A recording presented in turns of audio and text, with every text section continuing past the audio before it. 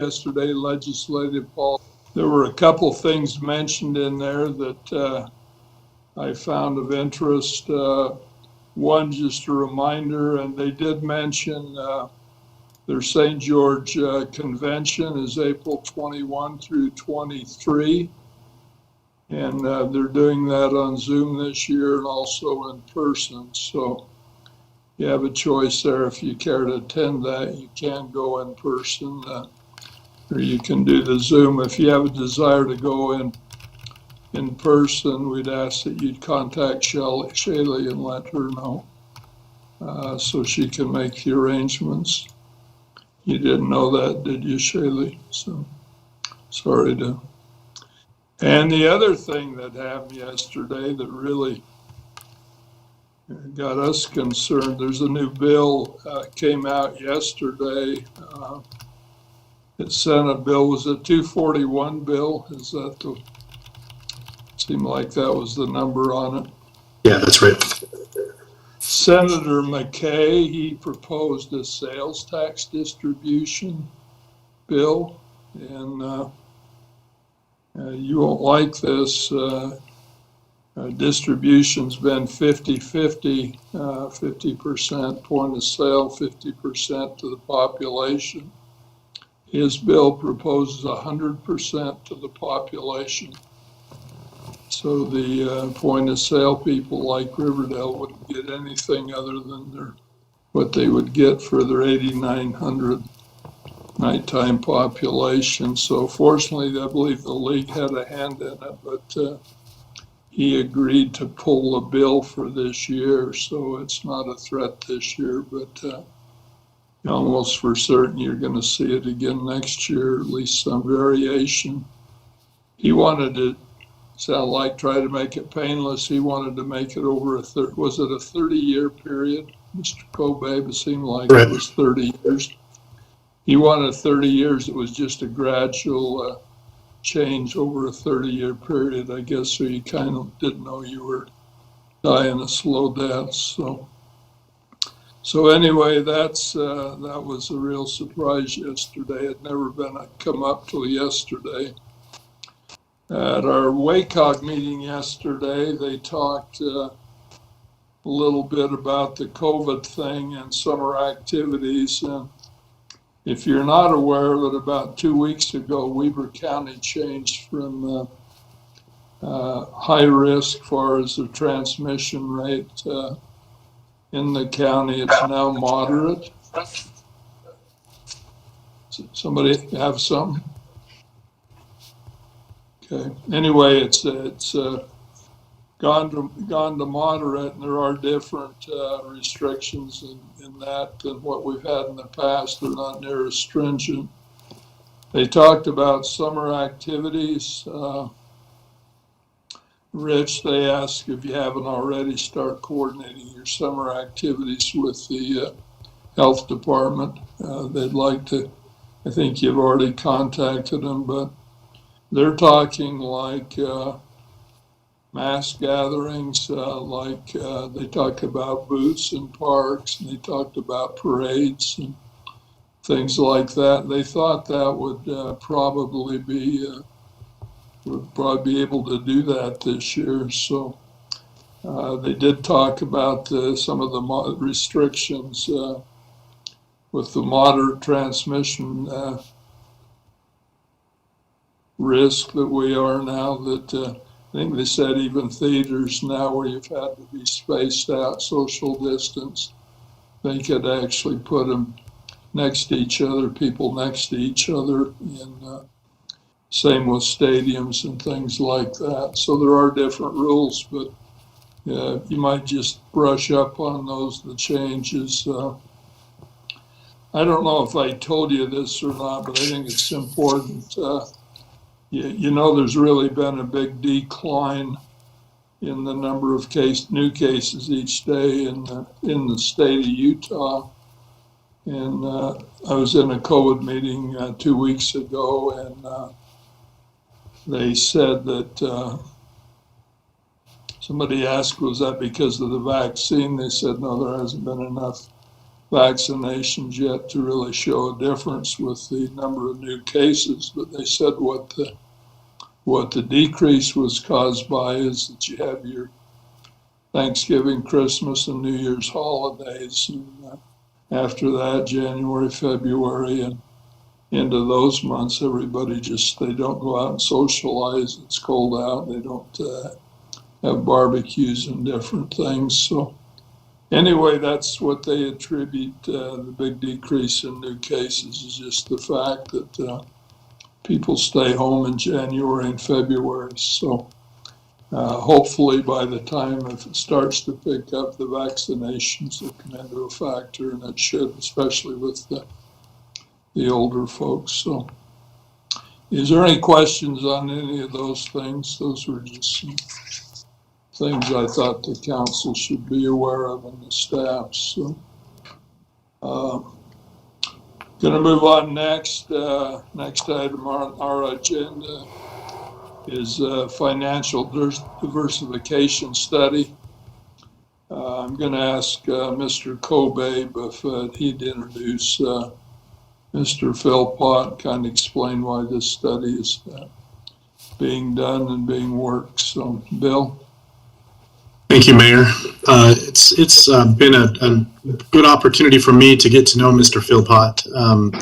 He is employed by Lewis Young Robertson Birmingham, LYRB for short, because that's quite a handle, and has been there since 2006. He really specializes in helping communities work through financial questions and to create opportunities as well as resiliency.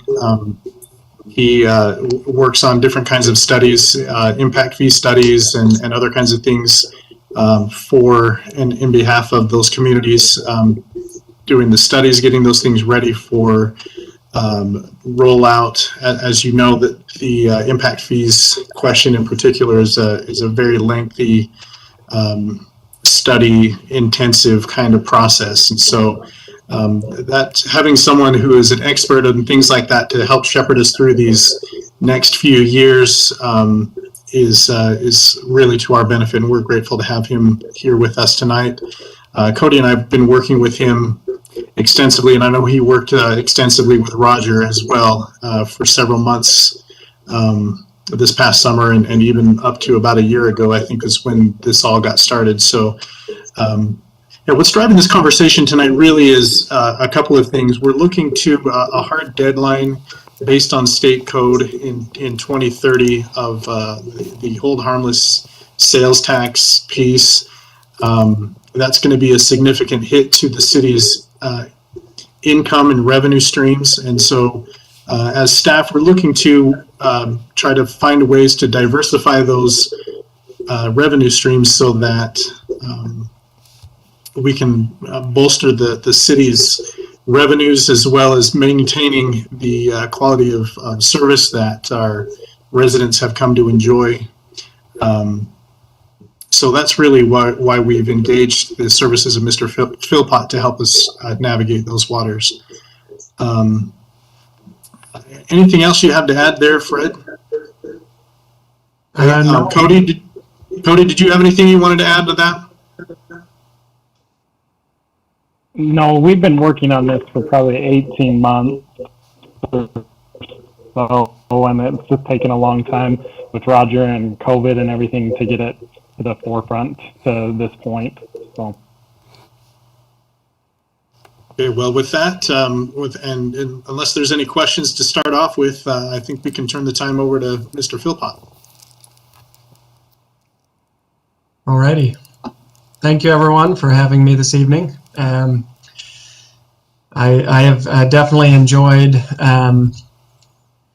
the side effect of COVID with the virtual meetings, but I know it's not for everybody. I do miss being in person, so hopefully we get to some measure of normalcy in the future where we can actually meet face to face. But in the meantime, thank you for letting me join you virtually. I'm going to go through a presentation that addresses the study that we went through, as Bill and Cody mentioned, we started this process quite a while ago, and then circumstances resulted in some pausing of this analysis.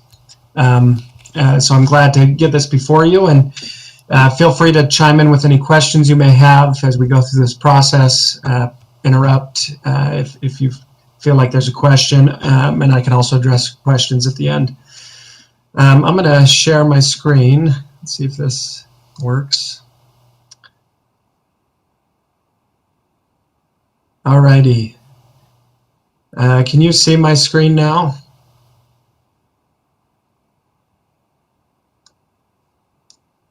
Okay. Yeah. So when we started this process, and I do recognize some of you, when we presented this before, I'm going to review some of that information and then give you an update on what the sustainability model looks like now that we have some additional data with regards to actuals, revenues, and expenditures. But we do this with a lot of cities. I work with a lot of communities across the state of Utah, and we help entities look at financial sustainability, evaluate revenues and expenditures, and then evaluate tools that could be utilized to help maintain levels of service or increase levels of services if that's what they desire. Typically, in the past, entities have focused on enterprise funds, business type activities, and looking at revenue sustainability and cost of service, and have not maybe done this type of analysis within the general fund. But over the last several years, many entities have looked at general fund sustainability and trying to evaluate long-term pro formas relative to the general fund. The challenge is within the general fund, it's really a melting pot of revenue types and expenditure types, and there's different levels of service and variables that go into general fund services. And so that is one of the challenges that have resulted in entities shying away from evaluating the general fund. But many of your neighbors have looked at this. We work at Ogden City. South Ogden has also gone through this process recently, and we've worked with them to help evaluate the general fund and their enterprise funds. But typically, we have these three steps that we look at, and it's really the last step that we have the most involvement in. The first two steps of prioritization and efficiency are really the elements where you as legislators and decision makers within your community have an impact in prioritization and efficiency. And prioritization is obviously looking at your existing services and determining what is most important and what is least important. And that will help help us evaluate expenses and maybe areas that could be reprioritized or removed from the equation. And then efficiency is looking at, once you have those prioritized services defined, it's how do you control those over time, and if there are lower priorities, you may opt to reduce funding or change the level of service and manage that efficiency of those services over time. A lot of that is how do you control that cost as it moves forward relative to inflation and growth to match maybe changes in your community. And then this final step is revenue sustainability. That's then saying, okay, do we have enough revenue coming in the door to match the priorities and the efficiencies that we've created, or do we need to change that equation? And that's where we come in to help bring all of those pieces together in this type of model. And really the challenges that the general fund faces have to do with the revenue buckets that you rely on. Typically you have fees for service, you have your sales tax revenues, and you have your property tax. Sales tax revenue, there is an element of growth as people spend more or their incomes grow and they spend more. That produces more taxable sales, which then are taxed that 0.5% or 1% in total. But you get a bigger chunk of that sales tax as people spend more.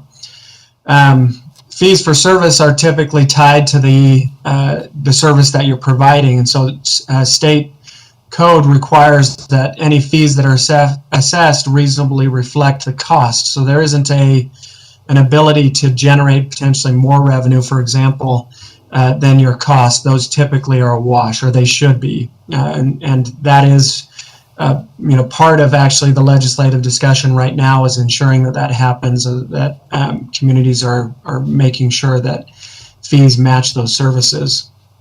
So then that leaves our property tax, and property tax is governed by the certified tax rate formula and truth in taxation process. And benefit for Utah communities, what the certified tax rate does is ensures that you maintain budget neutrality. So you don't lose revenue as recessions come, or as property depreciates or appreciates. You generate the same revenue relative to what you've historically received, other than a new growth component. So if you have new growth in your community in the form of new bricks and mortar, you can capture that, and it helps generate some additional property tax. Well, the downside of that is your property tax doesn't grow relative to inflationary pressure. So you can't generate new revenue or additional revenue to account for inflation unless you go through the truth in taxation process and adopt a rate higher than your certified tax rate.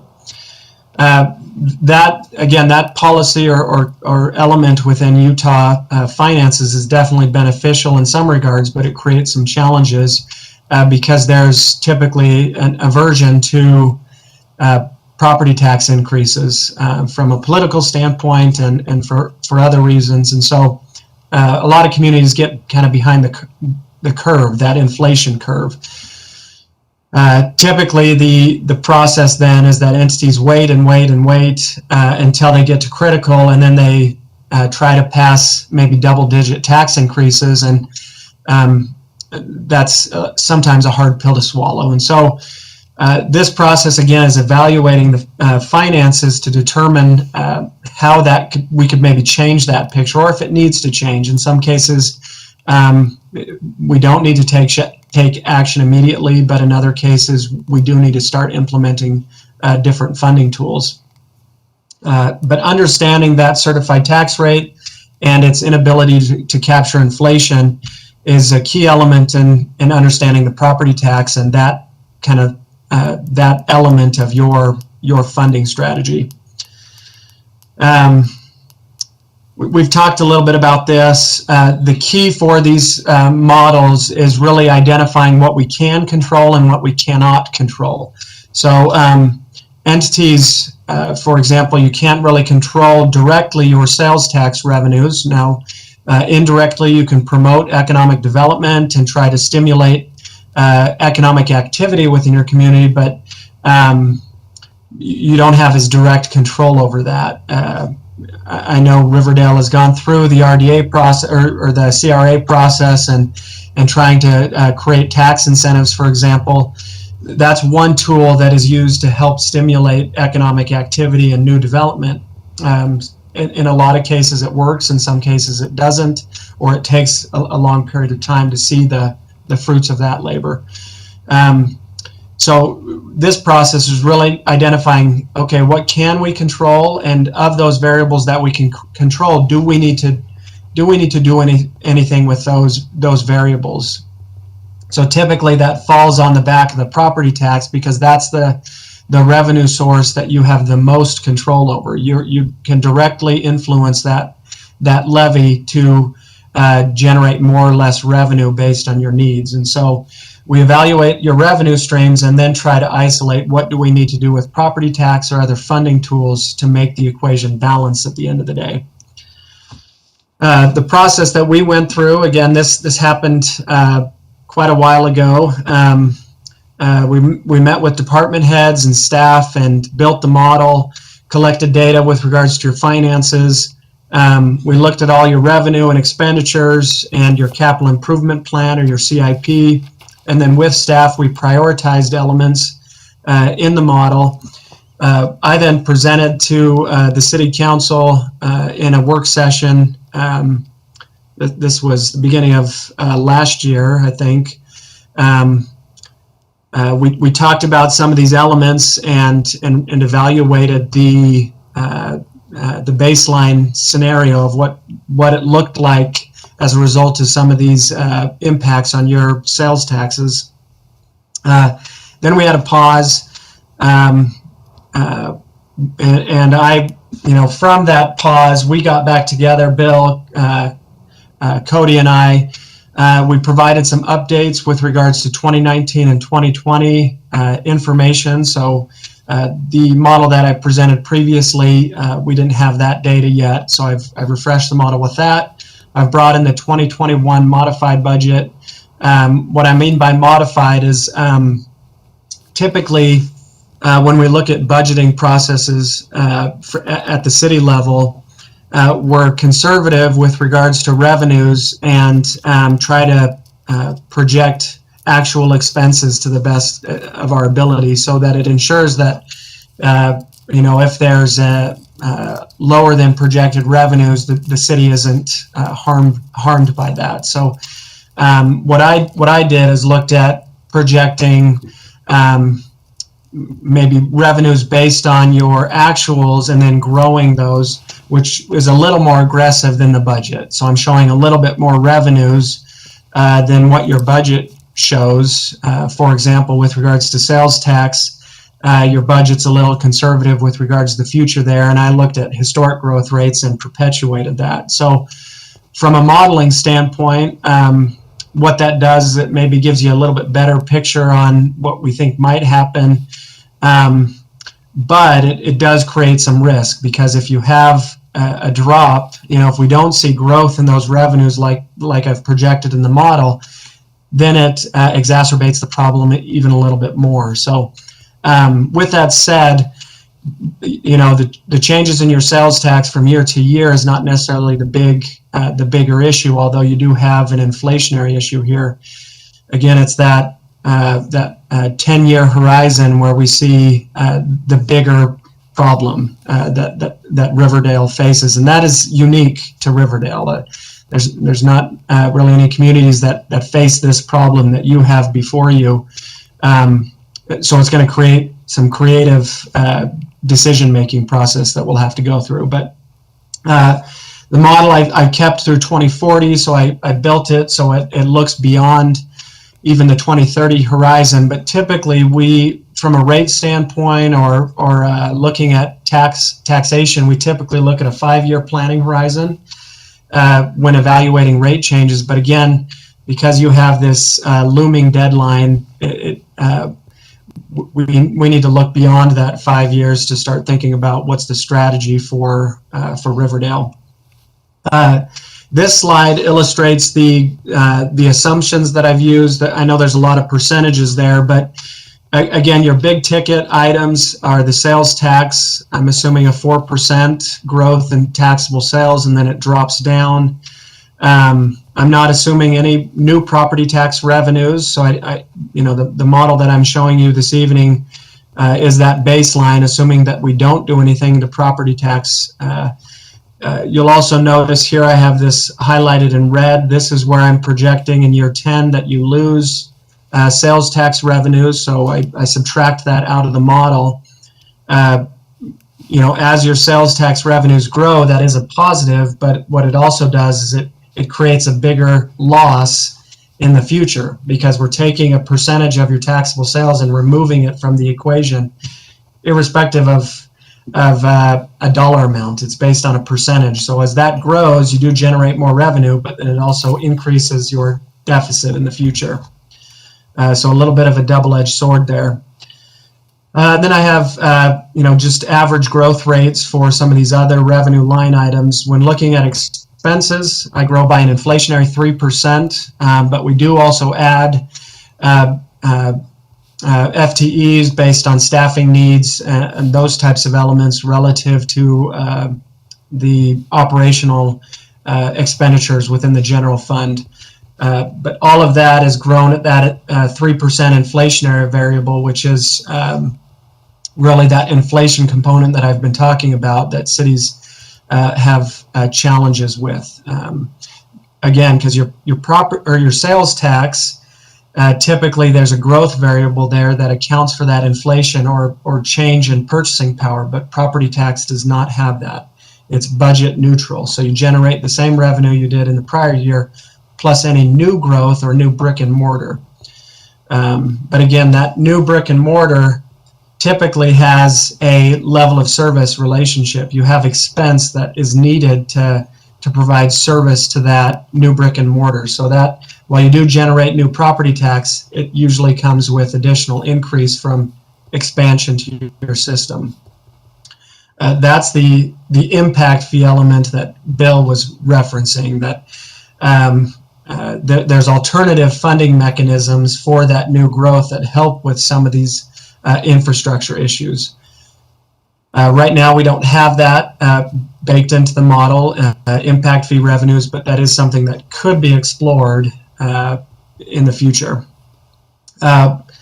Any questions so far? I know I've been churning through this pretty quickly. Any questions from anybody? Yeah. No? Okay.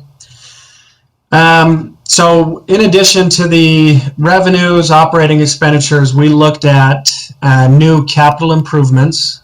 Right now, the model is, we looked at a civic center, police station, a new structure there at $5 million in today's cost. I've got it programmed, in 2030, so quite a bit down the road. As you can see, based on that, as we get farther down that road, inflation would impact that cost, and I've got it at about $7 million in 2030. That's really based on 3% inflation. The reality is you could get quite a bit higher than that.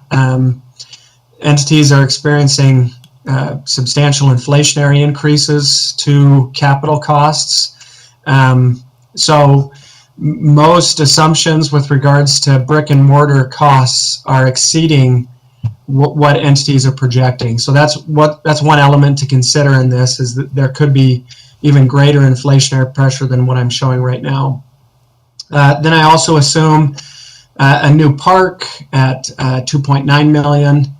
And there's some operational costs associated with this as you add facilities. That typically results in added services in the general fund, and so I've baked that into the model as well. And then we just have some general CIP that covers kind of all elements. It's not a large component, but about $200,000 annually for general capital improvements within all elements of the general fund for all services. So then when I bring all of this together, again, our objective is to look at your baseline and say, what does this do? The blue line in the front is your revenues, in essence, your total general fund revenues. The orange in the back is where we exceed that element. So here you can see what's happening is, in the short term, it looks okay. We're able to, in the model, actually transfer a little bit of funds to the capital improvement fund, as you have done in the past.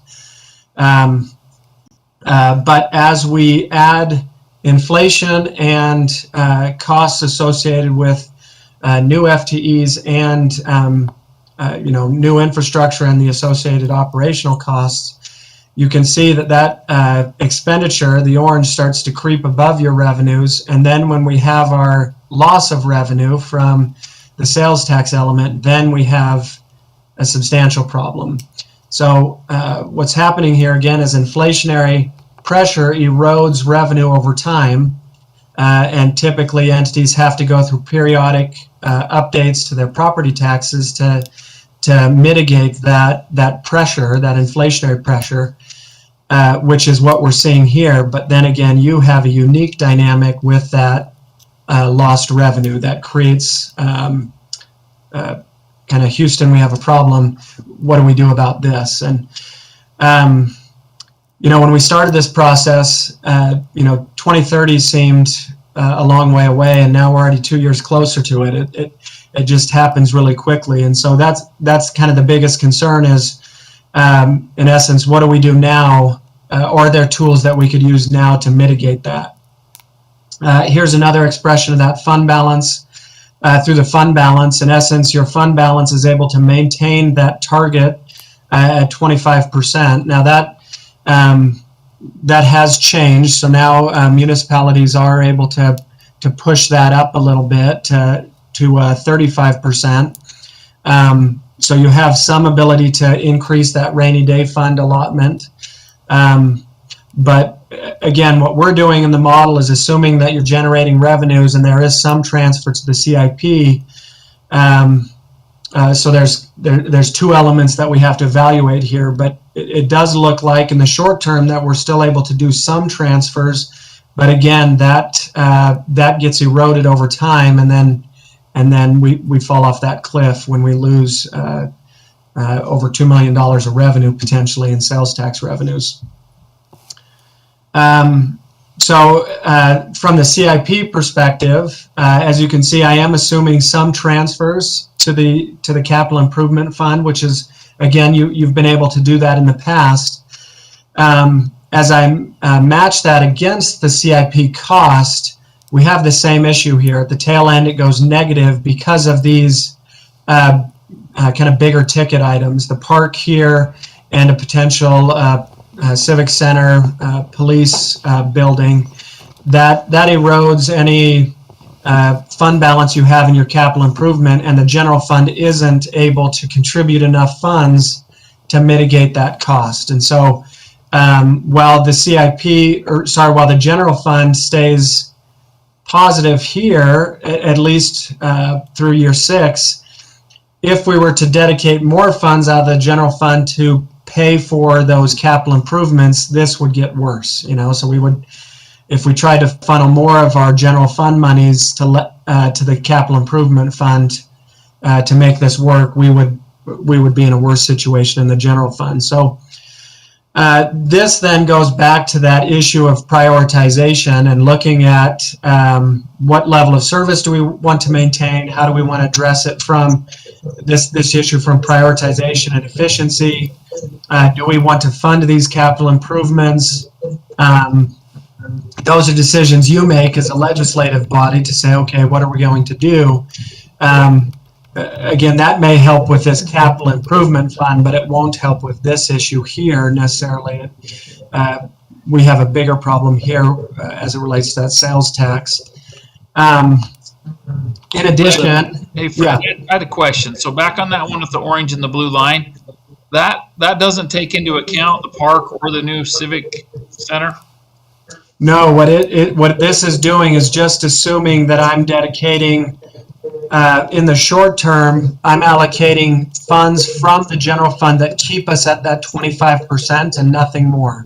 So on this slide, you can see I'm pushing some funds over this general fund transfer to CIP. So it's about $600,000, $700,000 potentially that's transferred into the CIP fund. That keeps you flatlined here, but then you still fall off. So even with no future contributions in year 5 and beyond, you still have an issue. Your revenue stream isn't sufficient to keep up with inflation, and then when you lose that sales tax, that's when it just falls off the cliff in year 10. Fred, I've got a comment. Yes. You're showing that new park around $3 million. That's probably what it would cost from what we've seen with, there was a proposal to develop that in exchange for some land, but we've since decided to sell some city-owned property, about 17 acres worth, and from the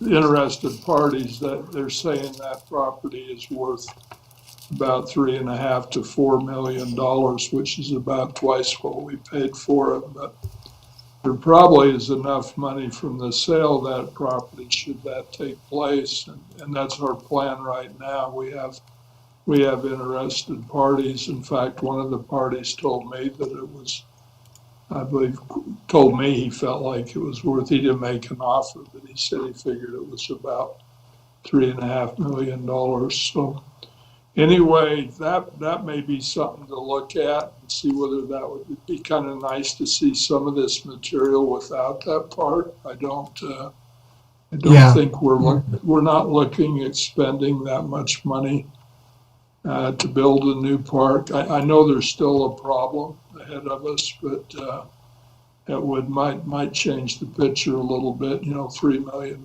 is quite a bit. So Yes, yeah, and I had what we had assumed previously is maybe not quite as much from the land sale, but I did have an assumption.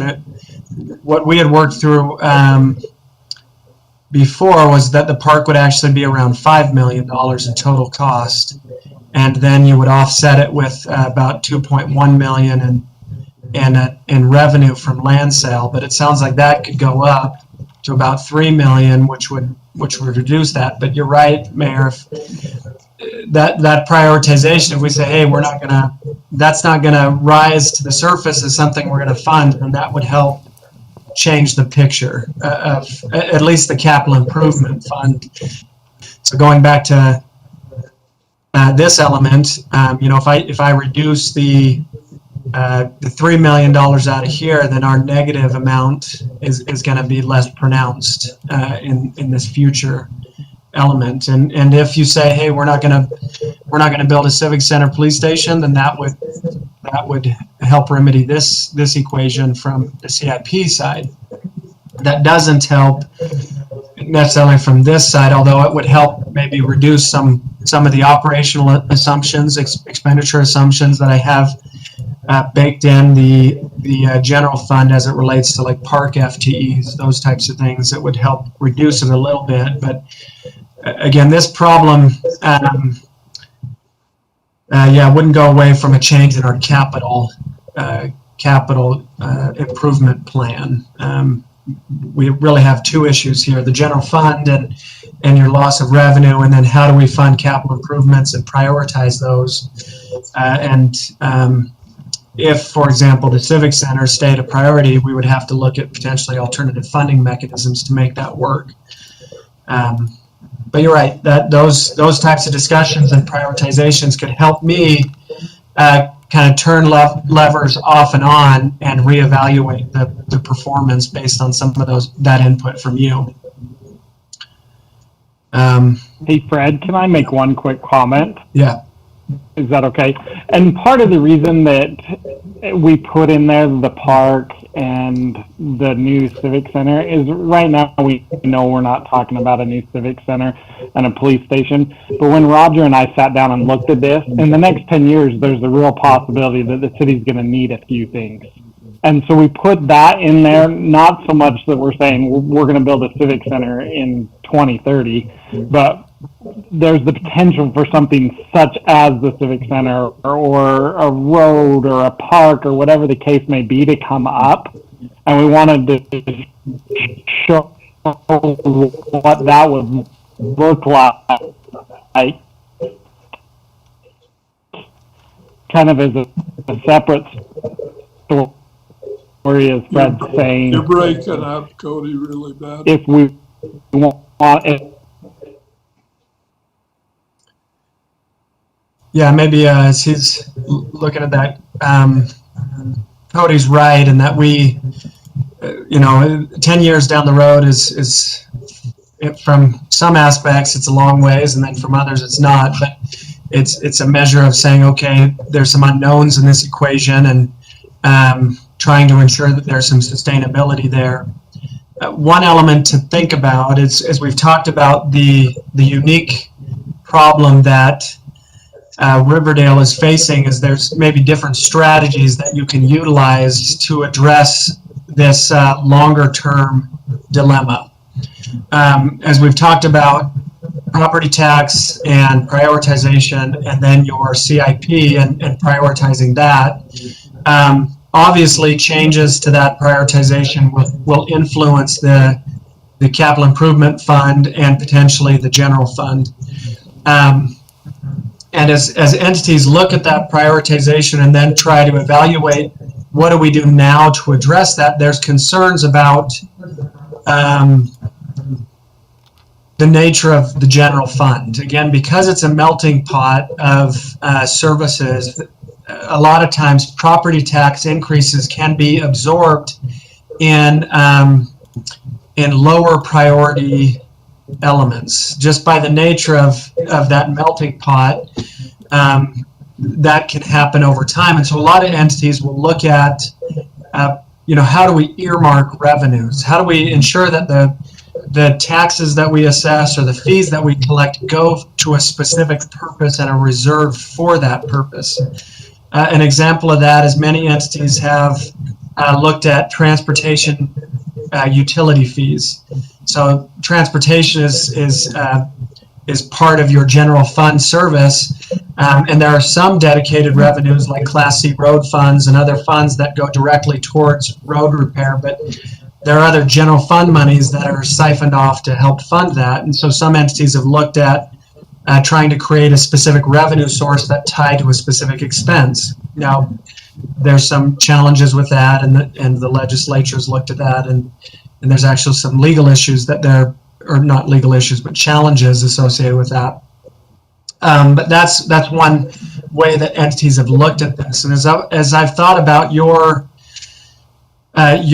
unique situation, that in my mind would be an issue. As for example, if you start now, let's say the city said, okay, we're going to take this problem, we're going to start raising property taxes so that we can ensure that when that sales tax falls off, we have enough property tax capacity to offset that revenue stream. Well, the challenge with that is property tax increases would happen on an annual basis potentially, and it's, again, the nature of the general fund is those can be absorbed in other operation and maintenance expenses, and so you use up that property tax. And so when we get to that end period, or 2030, we don't have that property tax capacity any longer.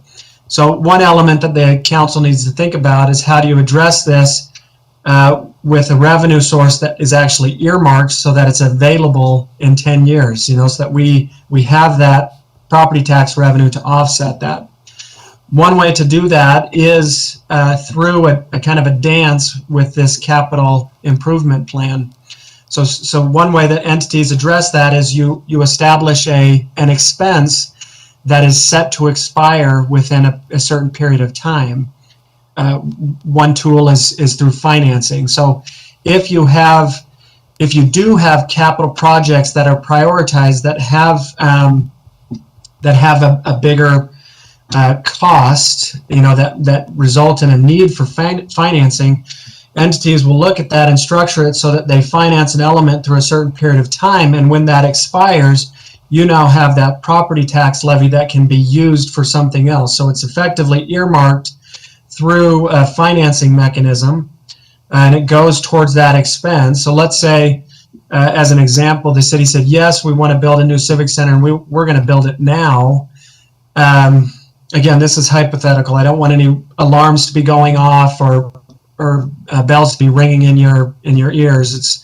It's just to express this strategy or this tool. In essence, if you said we wanted to build that now, you would structure it for the next 10 years to pay that debt service. It would expire in 10 years, and now that property tax levy that paid for debt service would then be available for something else. So you would time it so when that legislation impacts the city, there's a property tax levy that paid for something that now is expired.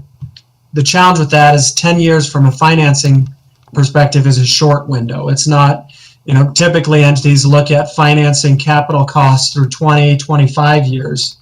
10 years is a little bit shorter, and it's a different type of tool, but that gives you an idea of how you could strategize as a legislative body to say, okay, we have this problem 10 years down the road. Do we want to wait until year 8 or 9 and experience a huge tax increase, or do we want to try to do some things now and get creative that would help soften the blow in 2030. I don't see a way to issue debt, for example, that you would be able to create a balanced equation in the 10th year, but you could soften that potentially through a mechanism like that. There could be other ways to do that through, for example, equipment. You can capitalize equipment and create a lease structure that's over a 5-year period of time, and so you're paying towards that, and then that expires, and you siphon that again over towards another expense when that expires. So those are some strategies. Again, we haven't evaluated that in the model per se, but those are things you can think about as a legislative body to address this. And then finally, as has been discussed by you, Mayor, the city, not only do you have a unique issue with your sales tax, it could be compounded by other issues from the legislature. Sales tax is a common discussion topic at the legislature, and there's always elements that are being tweaked. As we looked at shifts in taxable sales from brick and mortar to online stores, there were discussions about that and how that impacts entities. If Senate Bill 241 comes back, which it sounds like there's a potential for some element of that would compound this issue, because you have a higher point of sale ratio than your population ratio. So you are a beneficiary of sales tax dollars from residents outside of your community coming to your community and spending money. That is captured in Riverdale, and it stays within Riverdale, at least a portion of it. So any change to that distribution formula and shifting away from point of sale would negatively impact Riverdale specifically. Other communities it benefits, but Riverdale would be negatively impacted. So that would just compound this issue that we're talking about and put even further pressure on your property tax. Again, the challenge here is what do we do in the short term to mitigate that? Going back to our chart here, from a legislative perspective, you as decision makers, it comes down to, is there any desire to address this now, or do we wait and kick the can down the road and deal with it later? Those are both options, and both come with challenges. But that goes through where we're at. Again, there are still some decisions from a council perspective on prioritization of CIP and strategies that we want to use. But in summary, the impacts that you face are the inflationary pressure on your existing expenditures. So your expenditures are naturally going to grow as a result of inflation. That impacts your general fund. And if your sales tax, if that continues to go through the roof and you have healthy growth, that's helped the city mitigate some of that inflationary pressure. But a recession hits or changes in that sales tax growth, that puts even more pressure on that property tax. So that inflationary pressure is one element. And then you have the CIP now element and your loss in sales tax revenues that are unique to the city, and how do we address those issues. So wanted to give time for questions. If you have anything about the model or the process or what we've gone through, I can address those. And then also, we typically like to get input on, recommendations of what you'd like to see with regards to scenarios and how we might model solutions to this. Is there a desire to look at, pulling forward capital costs and some financing and using that? If that's off the table, is there a desire to look at, maybe modest increases to property tax over time rather than, waiting until the end for large increases? So what would you like to see in the model as some of the other elements that we look for, and then I can build that for you to show you. Brett, I had a comment really quick, if I may. Yeah. I was surprised to learn a few years back that the general rule of thumb and in an ideal world is that first responders, expenses related to first responders are paid out of and by property tax. Could you talk to that philosophy just a little bit? Because obviously we're way far away from that right now in Riverdale, and I wondered what your thought was that way, and how would that help steer our conversation?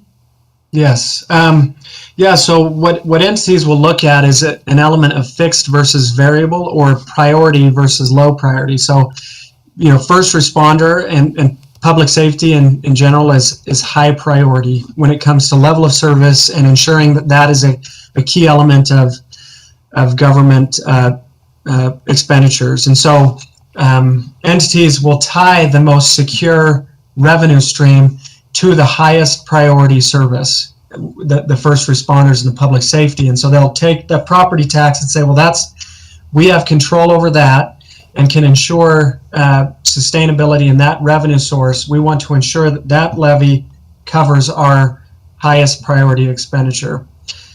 The challenge with Riverdale is typically entities can do that when they have a diverse revenue stream, or at least a three-legged stool of revenue. Well, you can then say, okay, we can tweak our property tax and make sure that it covers that first priority, and then your other revenues fund some of the second and third tier priorities. Riverdale is heavily reliant upon really a single-legged stool of, you do have other revenues obviously, but it's weighted towards that sales tax element. And so shifting to that is what, again, is what entities look to do. It would be a challenge for Riverdale and would require this approach of saying, okay, how do we ease into that over time? How do we create a structure that is more balanced in revenue generation and less reliant on a single source of revenue? But that's the idea. It's just challenging to get there for some communities. The same concept applies in a different regard to revenue diversification with the impact fee discussion. And they look to say, okay, well, let's use that tool, which is a mechanism designed to mitigate growth and impacts of growth on your infrastructure. And we want to shift that impact to the revenue source that is designed to cover that. Impact fees are designed to cover that. And so entities ensure that impact fees are in place and are reviewed regularly so that they collect sufficient revenue from a capital standpoint. Again, Riverdale is a little unique in that you're primarily built out and you're looking at redevelopment in areas and creating maybe higher densities. But even in that equation, you're generating new development and new growth, and that could be impact fee eligible depending on the infrastructure. And so that's another element of saying, okay, we're going to match the revenue with the priority and the expense there. So a different tool, but something that could be evaluated. The other element with property tax and public safety is as those two are tied together, then as the increase or the level of service changes in property tax, it's easier to go to the public and say, hey, we need a property tax increase to cover that expense. Most entities that I work with, again, prioritize public safety, and any property tax increases are typically shifted towards the changes in that public safety variable, and then the other revenues help mitigate inflationary pressure, hopefully, on some of those other prioritized expenditures. The other element that I forgot to mention, again, as I talked about the three-legged stool, which Riverdale doesn't have. And I know this has been a discussion topic in the past, and both positive and negative, but most entities assess a franchise fee, franchise taxes, which is part of their diversified revenue stream.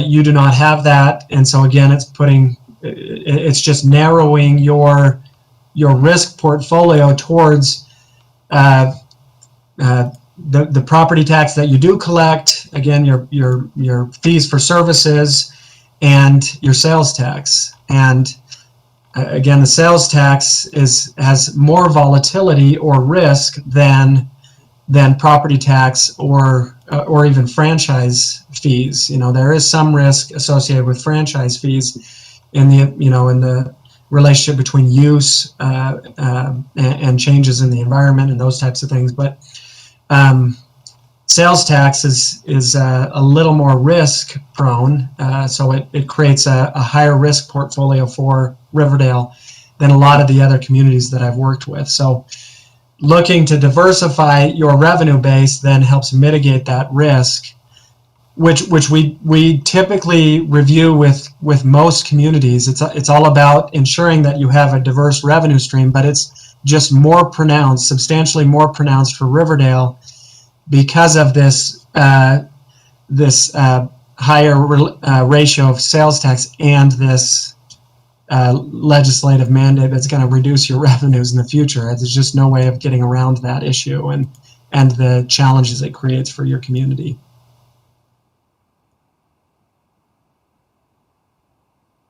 Any other questions? Again, we're looking for questions you may have, and then direction from your perspective as members of the community and as legislators, scenarios that you may want to evaluate.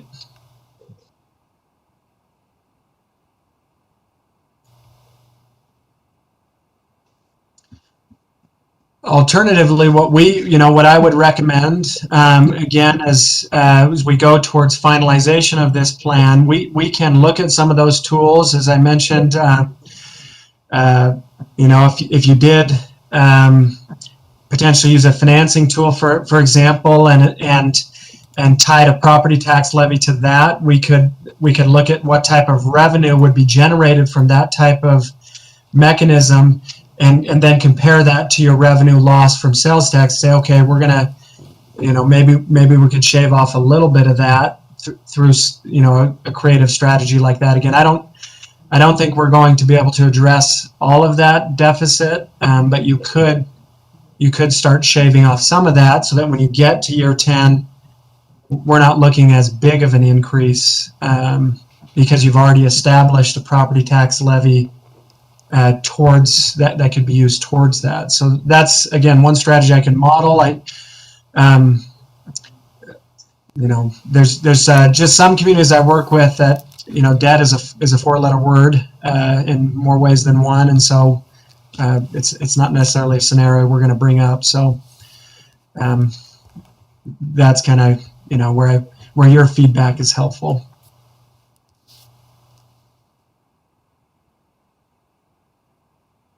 I have a couple of questions. You mentioned many communities fund their public safety through property tax. Where are we if we made that decision to head for that? How far short would we be in property tax if that was a goal?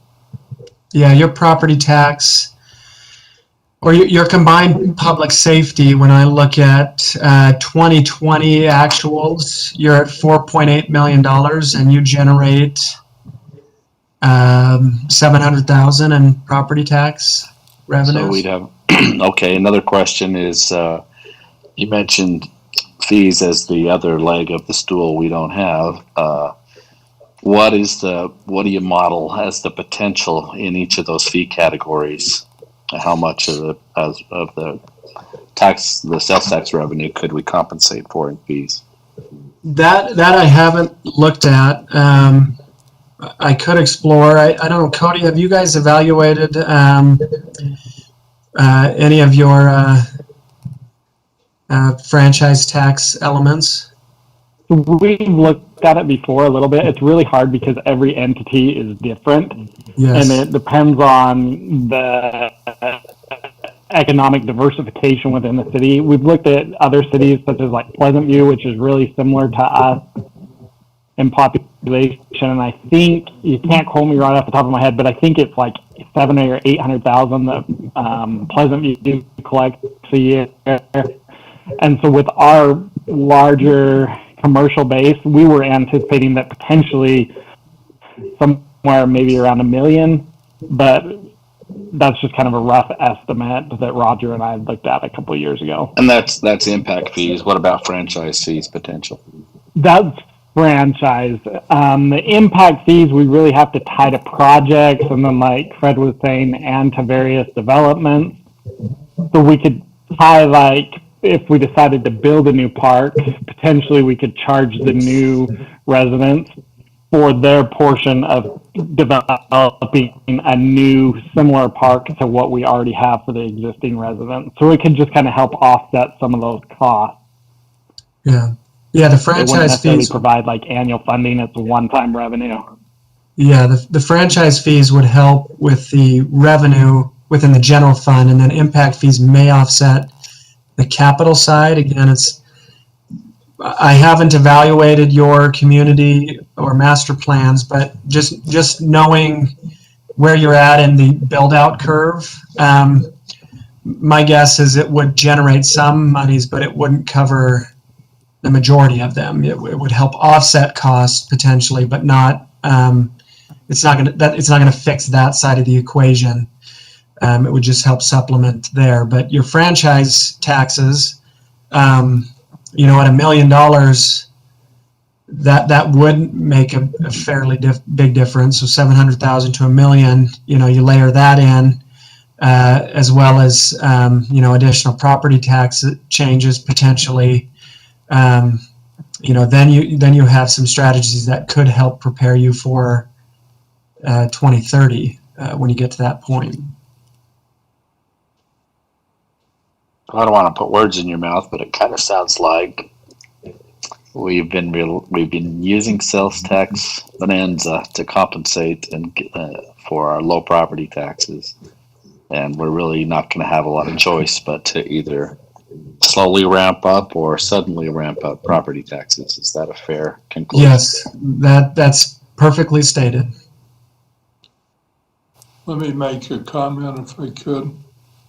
I've watched Washington Terrace for the last, I don't know how many years, and they do basically a cost of living kind of thing, inflation thing for every year. They have a truth and taxation hearing. They raise it just a small amount. I think each year it goes up, helps them to, I guess, I don't know whether they're in the ballpark or not, but it helps to keep them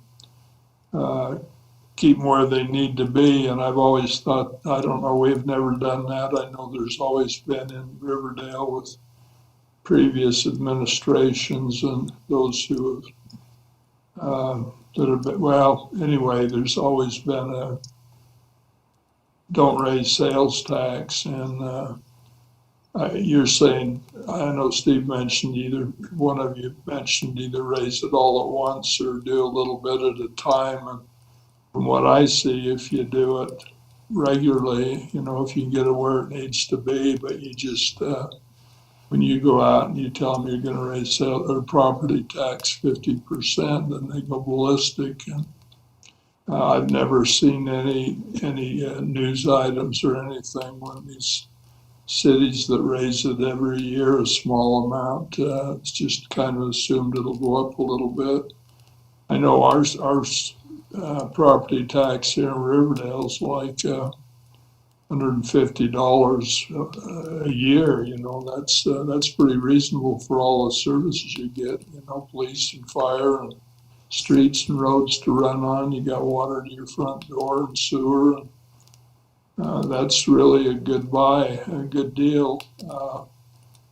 So I've always felt that we're short on that. But the thing I see too is that our city property tax is only a small portion of regular property tax, the total property tax bill. And I serve like on the sewer district, and they're looking for this year to raise, they haven't done it for 2 or 3 years, but they're looking at raising property taxes again and also raising their fees. And they just expect to do that, but I know all of you know our property tax on the home has gone up probably $500-600 here in not too many years. The last few years or so, it's gone up that much, but Riverdale's never got an extra nickel. We keep paying it to everybody else, and we don't take any for ourselves. And I've always wondered, is that really? But it's just kind of been the philosophy. And then this year you've got a election year, and then that makes it difficult to impose a lot of new taxes and fees. And but something has to be done here somewhere, because we're just hanging it all out to dry, I think. And if you have any kind of a recession or anything, we're gonna be really in dire straits. That's what I see. And another thing we've done, we've drawn a lot of good business into Riverdale, and it's a natural place for businesses to want to come. But the one thing that's helped lure them here, and well, in most other cities, I think a good share of them, they give them some kind of a deal to come into their city other than an RDA thing. They try to give them a portion of their property or their sales tax back for so many years, or they give them free land to build their Walmart on, things like that. And Riverdale City's never done that. I know previous city managers and people come in, they want to know what kind of deal we can get. I can give you an example of an auto dealership not too far down the road from Riverdale that wanted to come into Riverdale. And I know our city administrator, Larry Hanson, says, well, we can't give you the deal. He says, but we can give you the business. Okay, we actually had a higher traffic count than where they ended up. But that's always been that. But then we tell them in turn, because I know I talked with a developer here recently that was looking at a project on our West Bench, and he was looking for deals. And she's, in fact, a couple developers up there. I said, we don't do deals, then I told them about our property tax is really low, no impact fees, and franchise taxes, things like that. And that in turn helped us draw these businesses in here. But I look at our geographic location, and I think all in all, with the business that's here for them, that they can get with their high traffic counts and 2 freeways coming together here, they'd probably come here anyway. Okay, they'd probably pay the impact fees and probably a higher property tax. Our water's about as reasonable as anywhere in the county for drink. Of course, we have to use it here. We don't have secondary water, so we try to keep that down. But just to give you some of my thoughts, I think it's inevitable that some of these things has got to come in. That 3-legged stool you talked to, there's only one leg, and we're really dependent on that. I guess if you have an addiction, Riverdale, it's sales tax. So, and we hope for that, but things change, and we see some possible changes coming, even with at least one of our major retailers in the next year. So I don't know. I it was something we need to get together as a council and hash it out. But I know everybody's opposed to raising the franchise fees. You don't have to. You can. There's different levels of what the fee is. You don't have to charge the full amount that's authorized. You can have it lower and just get some, and it's kind of like the property tax, if you do a little bit each year, you know, you can always, if things are necessary, you can raise the franchise fees on some of these things on your phone bills and cell phones and different things. But that's my take on things. I think something's got to be done. I think it's long overdue, and I think we're really putting ourselves out on a limb if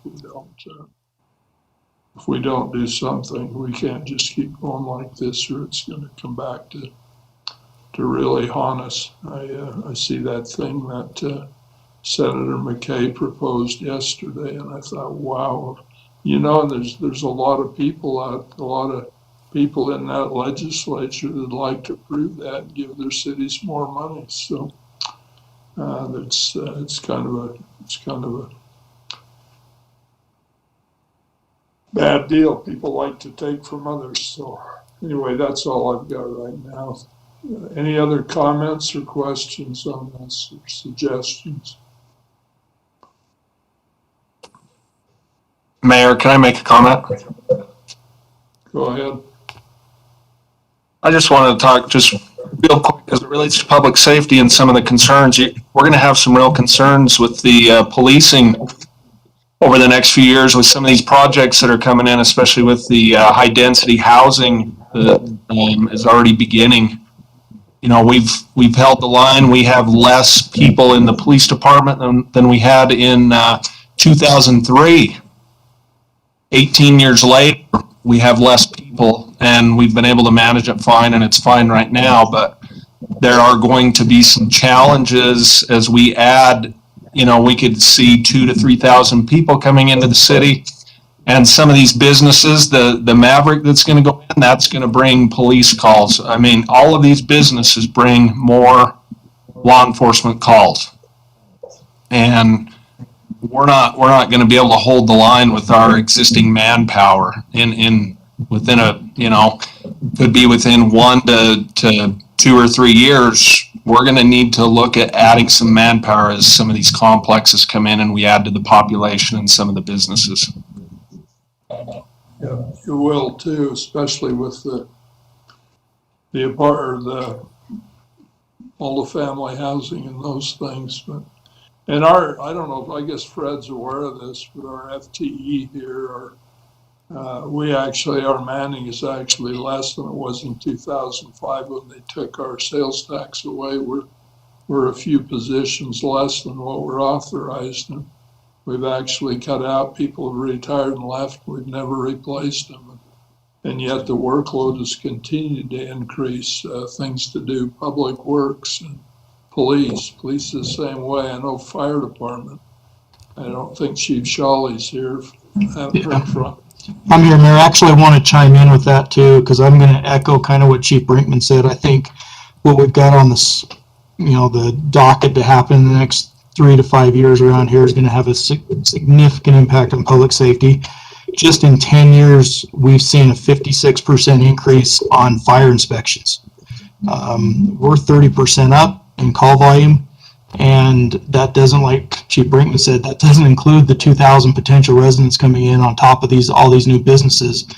And for us, the impact's been, you start taking away one business that's a car lot, and then you put in 20, 30 businesses in a shopping center.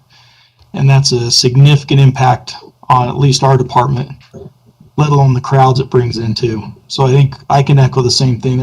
I have some very serious concerns about public safety and just my staff in general. And see, to make a comment along those same lines, like Fred talked about earlier, that deficit, that 2.5 million potentially, if we start raising that and getting some additional funding, we can't use any of it for what Chief Brinkman and Chief Shawley talked about. We need that funding to fill that gap that's coming. And so really, we've kind of got a double issue, if you will, because we've got the 2030, and that's why I'm always telling people, like, no, we can't do that. We've got to be conservative. We can't hire another employee, because until we really get that gap filled, we're just creating a bigger hole for ourselves all the time. And that's why if we're going to do something sooner than later, I like some of Fred's ideas with time that, like maybe we develop a park a little sooner and we sell that property and then we issue some debt and we raise property taxes and use those property taxes to pay that debt so that they're not getting eroded and used for other things to hire policemen and firemen. And then we get to 2030 and we've still got this $2.5 million deficit. Yeah, you got to do both. Yeah, it's not a one size fits all kind of solution here. This is going to be something that's methodical and careful and systematic as we look forward to not just the cliff in the future, but really what the impacts that it's having on us now and how we prepare for that going forward. You have the world's best financial director in Cody, and Cody is really he's second to none. But he's running scared a little bit on these things, as are all the department heads. We're trying to make decisions now based on a crystal ball look at the future that is, well, it's precarious at best, and working through some of these questions, helping to bolster some of these revenue streams or even generating new revenue streams is really what we're going to need going on into the future to make sure that the city stays sustainable as far as offering the kinds of services that our residents have come to really expect here in Riverdale.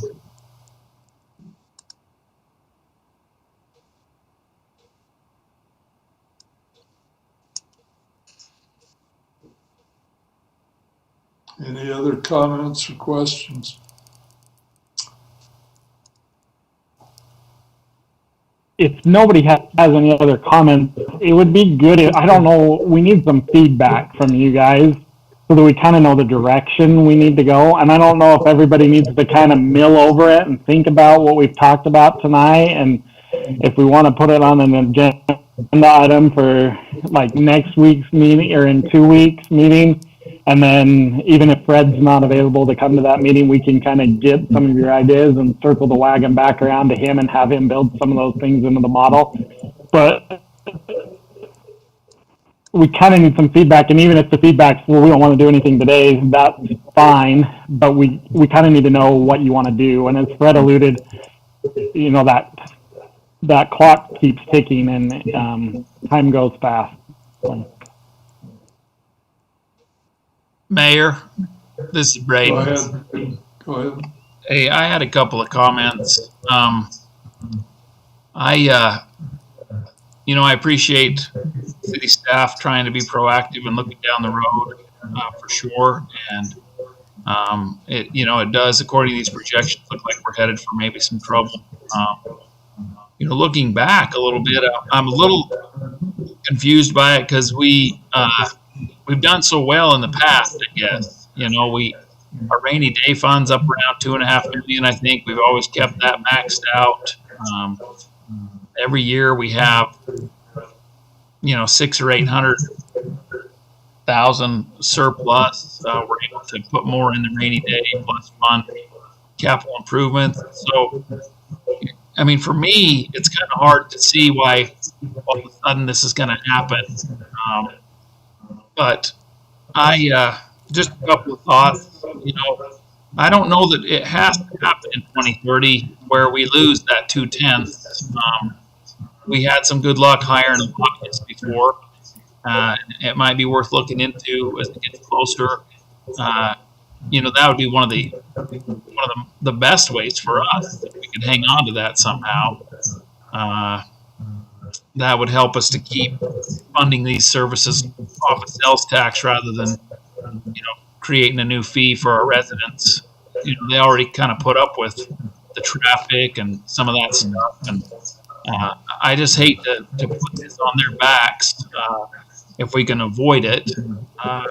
I'm just interested in looking at some other things. Maybe Lewis and Young could, if things really do in a year or two look like they're headed that way, and our public service is still on that steep slope, maybe we, I know Chief Shawley's done a real good job of thinking outside the box. Maybe we look at some things like the Weaver Fire District and joining that, or I'd be interested in a study to show some of those types of things. and how they would affect us and how they'd affect the city expenditures. So those are some of the other things I'd be interested in maybe looking at. Hey, Braden, just kind of a little side note on that. I asked Weber Fire District what that looks like. On average, they charge out $2.2 million per station. I'm sitting at 1.7. And that goes back to your residents and your commercial businesses as well. Somebody has to pay for it, and that's who pays for it. You know, Braden, if you look at the charts, it's actually 2030 when that cliff comes. But if you look at graphs that we've had them clear back to 2005, shows you what happened. If you look at the charts and the graphs, when that first lost all that sales tax with the rising costs of wages and benefits and that, if you look the way the graphs show, we've never kept up with it. It's never been kept up. We've made it. We had the hold harmless that came out for so many years, and you can just see the chart. You know, we kind of, it just stayed the same, and then 2010, I think that's when we got 0.2%, and then you can see that shot it up again. But if you draw the line where cost of living goes above that, we've fallen behind every year. We're just, it's actually, you know, our sales tax figures, and you've seen that. Yeah, they have improved recently, but just I can show you those graphs. I think he showed one of them, but these other charts show where the 0.2 kicked in and showed where the hold harmless when it went away and what happened. There's real concerns, and I don't think it's just the department heads. And yeah, the people who live here, yeah, they do put up with some extra traffic and things like that. Maybe a kind of not a really a pleasant thing, but I don't know. It's just something I think we need to look at, and maybe like you mentioned, maybe just have Cody and Phil, one of the two, whoever decides to do that, they can come up with some what ifs, and maybe what the difference it makes. I really think it's important, though, that like they said, you got to work toward both ends. I know public safety. I know Public Works has been short. They've been short of people, and they were lucky this year with COVID. They got people from the community services. Some of those recreation assistants came and did a lot of work to help them, and I know they appreciated that. But I think you just have to work toward bringing this up to the staff level that we need, and at the same time, you've got to put money aside, whether it's bonding or doing something for the park or some kind of debt service paid with something, so that you don't. Otherwise, you just spend all that increase, and that's kind of what we're doing. I know our sales tax rate in Weber County went up once or twice. And I look back, I think, well, why didn't we wasn't there some way we could just not use that and go with what we had, you know? But we just continue to take it, and then it gets used, and yet our budgets are tight. You know, people, I've told you before, meetings I go to, they think Riverdale's rich, you know, and got all the money they need. We even had that one representative of the House who we all know that said Riverdale's got more sales tax money than they know what to do with. And he wanted to change the distribution rate, and he probably still does. But it's nothing further from the truth. Riverdale's, it's always been, even the residents.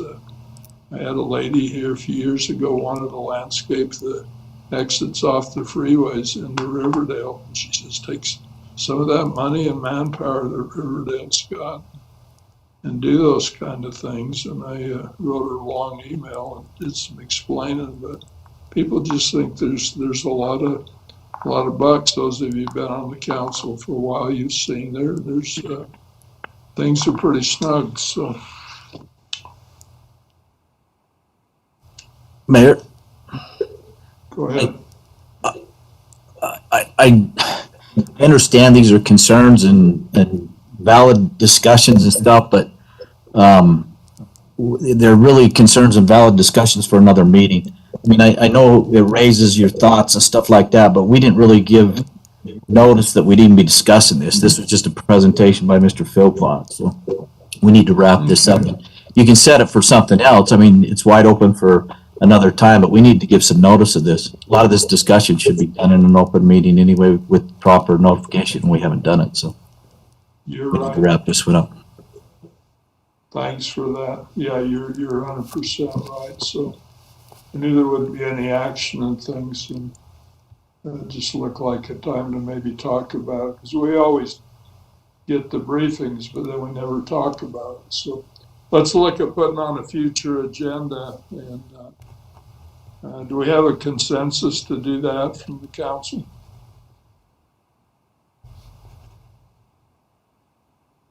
It's good by me. I can't see it. Is that Mr. Arnold? Yes. Yes, Braden. Yes, Hilton.